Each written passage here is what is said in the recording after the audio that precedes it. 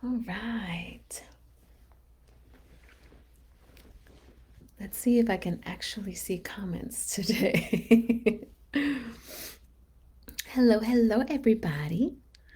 Today is day 17 of my 30-day challenge, and I have a pretty great subject to talk about because today my youngest had his birthday and he turned 9, and there is nothing like the birthday of a child, of your child, because especially for the mother, because you remember very clearly when that child made it into this plane of existence.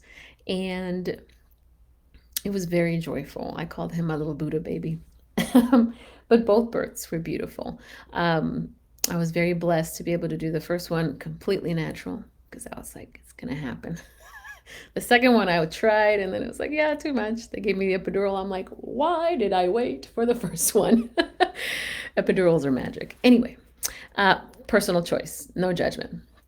But I do want to talk today about motherhood, and I get very real today because it's a very important topic to myself, one that I work with every day consciously. And I know that all of us do, because especially the ones that are mothers, but anybody who's caregiving and has kids that they have to watch over, be it fathers, uncles, grandparents. It's about stepping aside and taking care of others. But I'm a very firm believer that if you're going to take care of others, you have to take care of yourself.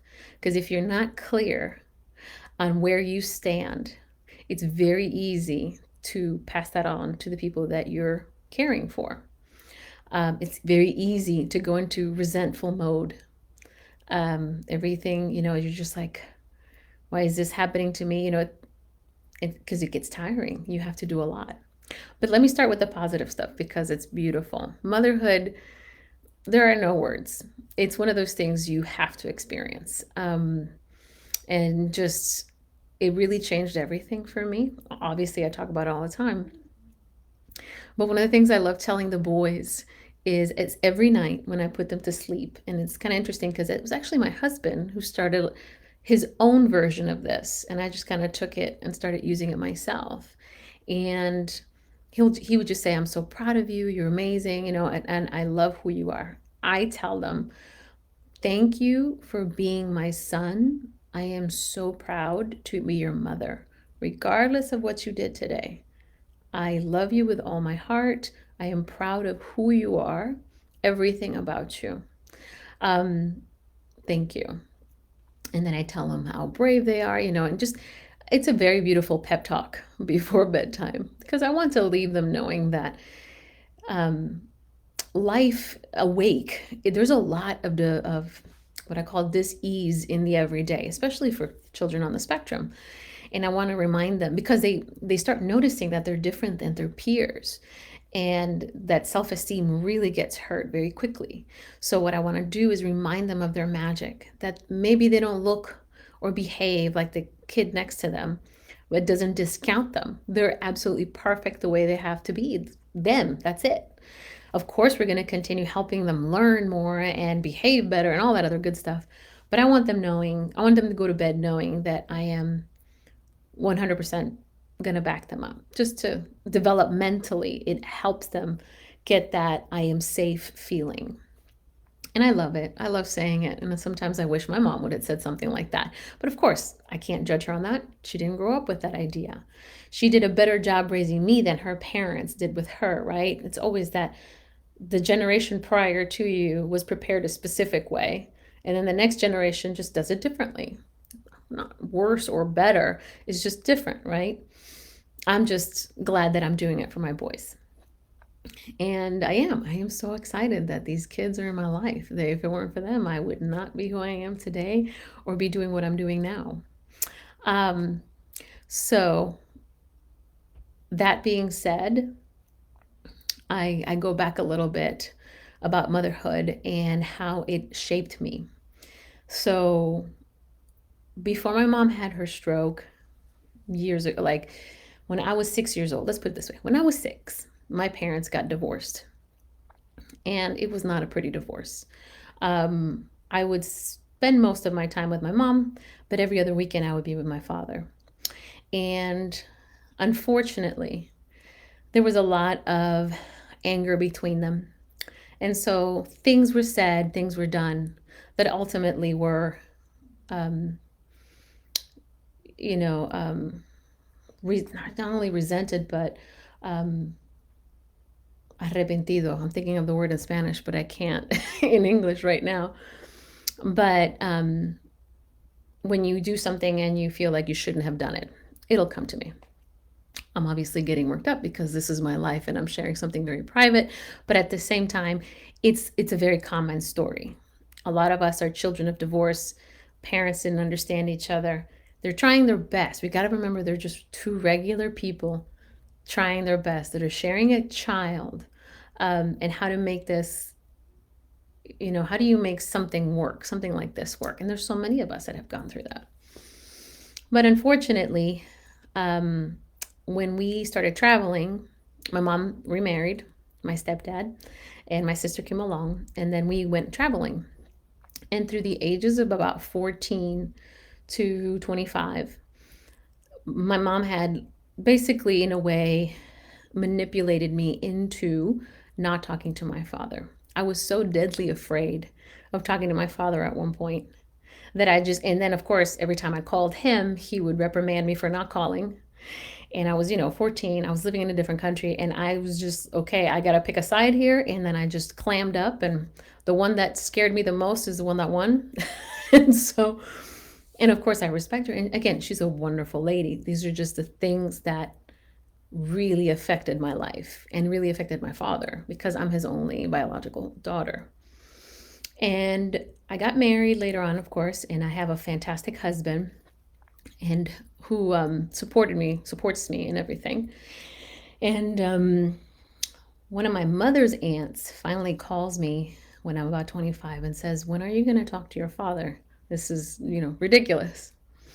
And it was interesting because I'm 25 and I'm thinking, yeah, this is ridiculous. I don't even know why I'm mad anymore. And every time I thought of him, I would get triggered, like, oh my gosh, that fear, that death fear of like my mom's gonna kill me because I'm talking to him, that type of feel.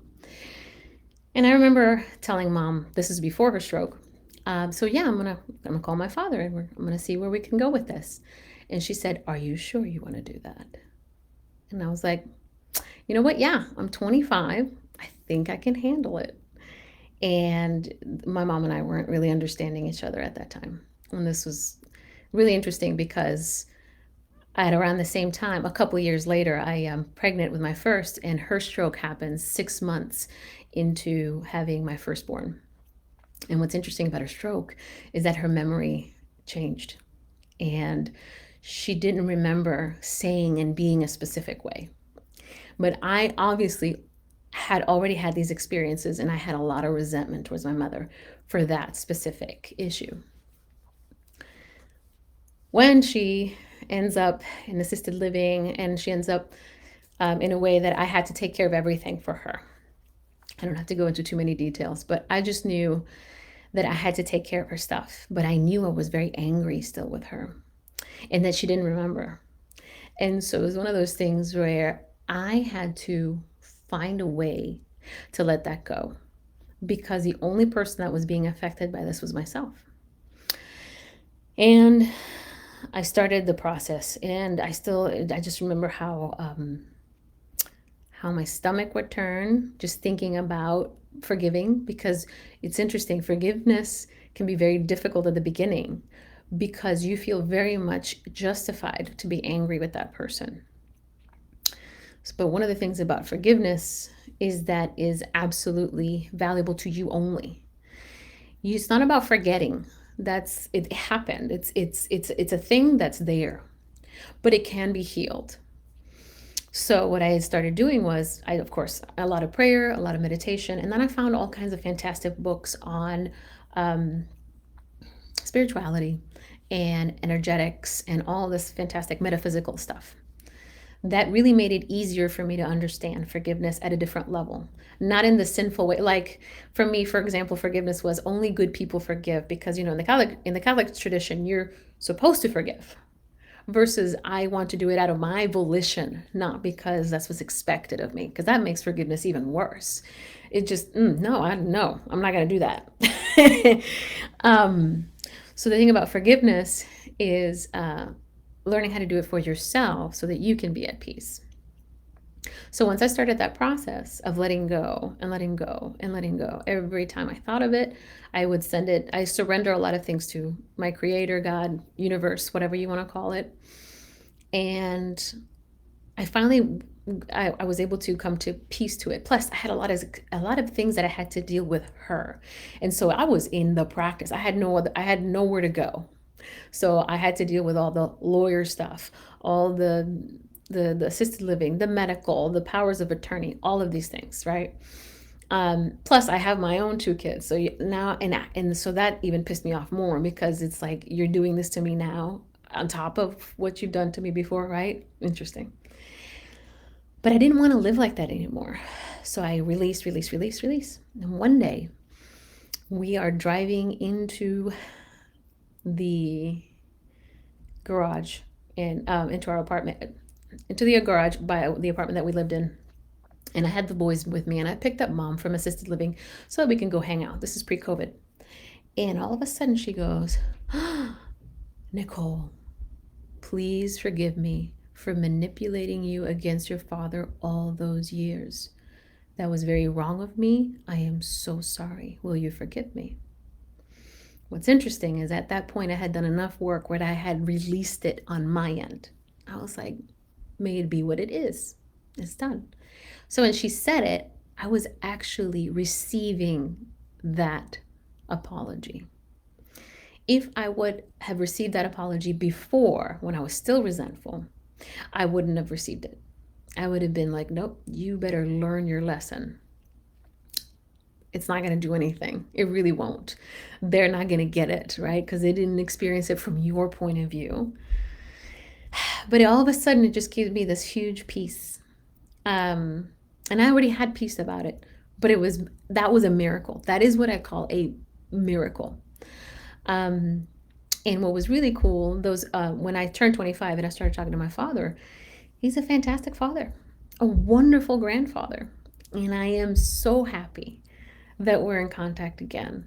Of course, I wish I could have had those years back, right? But it is what it is. And there's a blessing in everything. And I guess it gave me the opportunity to go through all of this so I can share this with y'all.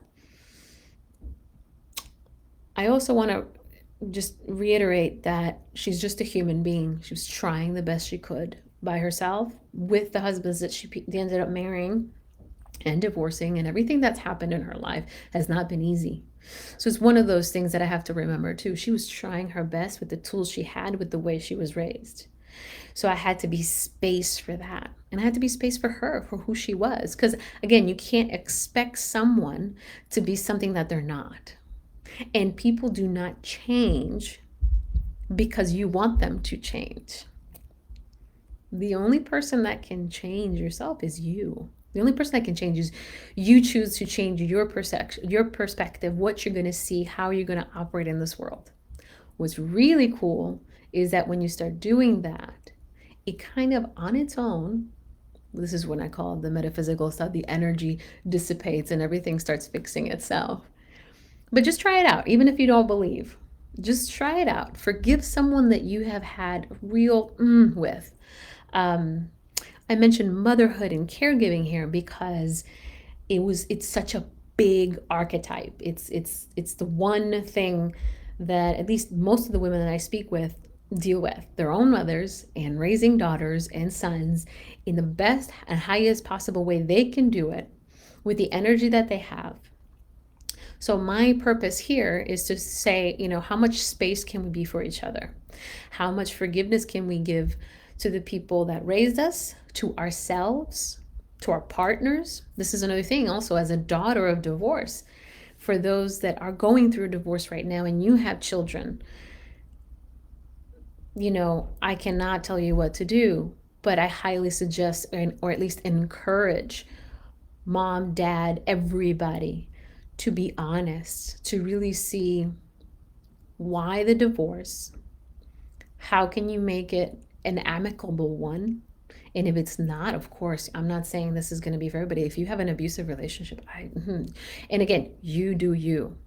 But I'm just saying, as a daughter of it all, um, I've seen other people and how they handled their divorce, and their kids were able to, you know, find a better way to have a relationship with the mom and the dad.